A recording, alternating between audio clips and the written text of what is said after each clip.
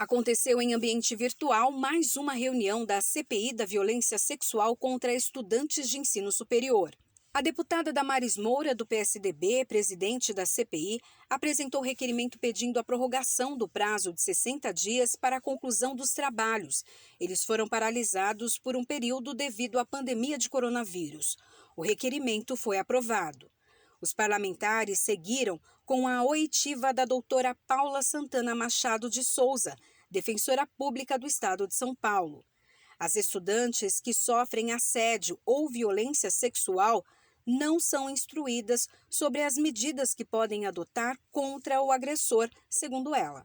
Essas universitárias não têm nenhuma informação de o que é uma sindicância, o que é necessário para iniciar, quem elas podem procurar dentro da universidade, quais são os fluxos, né? Quem que pode oferecer uma escuta qualificada, um atendimento humanizado, e também não tem nenhuma informação do que o Código Penal pode também dar como resposta, porque esse assunto, o que a gente verifica, não é tratado no âmbito da universidade. Então, muitas delas não sabem o que é um estupro, o que é um assédio sexual, se essas condutas estão escritas no Código Penal, se elas podem ou não fazer um boletim de ocorrência, se a instância administrativa ela é independente da penal ou ela teria que fazer um boletim de ocorrência. Então, vemos que, desde o início, elas têm dúvidas muito que nos demonstram que não há um debate sobre esse assunto na universidade. Há registros na defensoria da falta de atendimento médico e psicológico a essas estudantes. A gente verifica que muitas universidades estão isoladas da rede de assistência,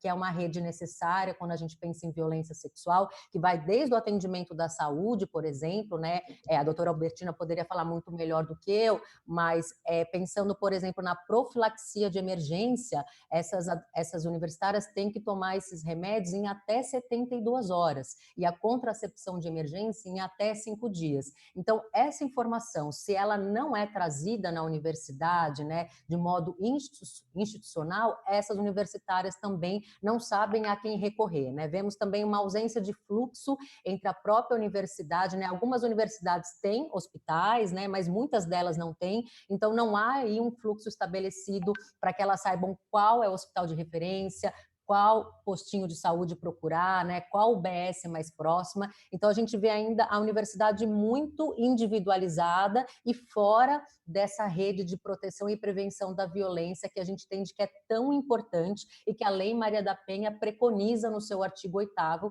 que para realmente, né, a gente prevenir e combater a violência é preciso uma rede, porque a gente está falando de um problema extremamente complexo e aí as respostas também devem ser complexas, no sentido de serem plurais. As vítimas também reclamam da omissão das universidades. Muitas universidades colocaram para nós assim que as cartilhas que eles têm, o trabalho que é feito, as aulas que são colocadas. Eu gostaria de saber se existe essa parceria, né, com essas universidades, que são as 3 universidades estaduais, e mais com as universidades privadas também. Porque, pelo que eu percebi pela apresentação, existe um distanciamento muito grande do que as universidades colocaram aqui para nós e o que a senhora acabou de nos apresentar. Então, seria essa a minha dúvida, em que grau está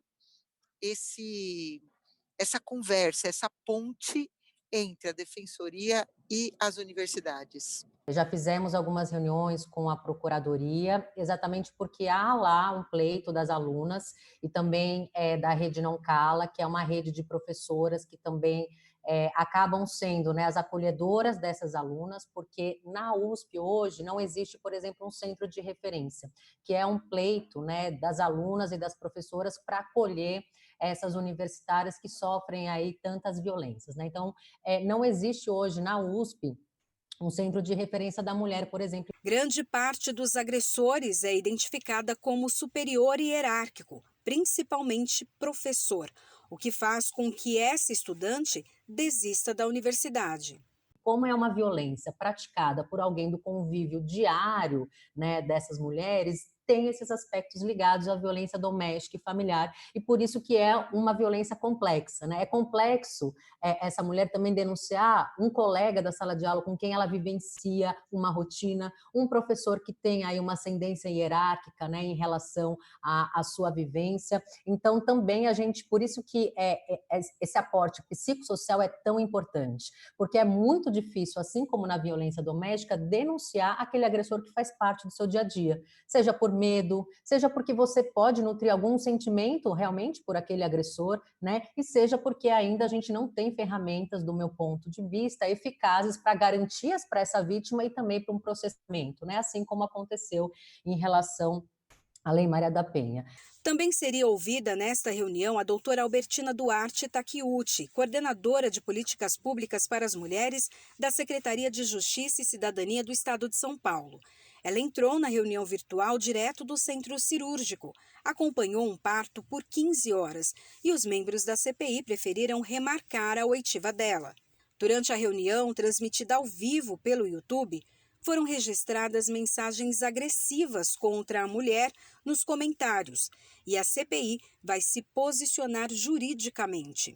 Terminamos indignadas, mas terminamos motivadas a seguirmos realizando e cumprindo nosso dever e a nossa missão.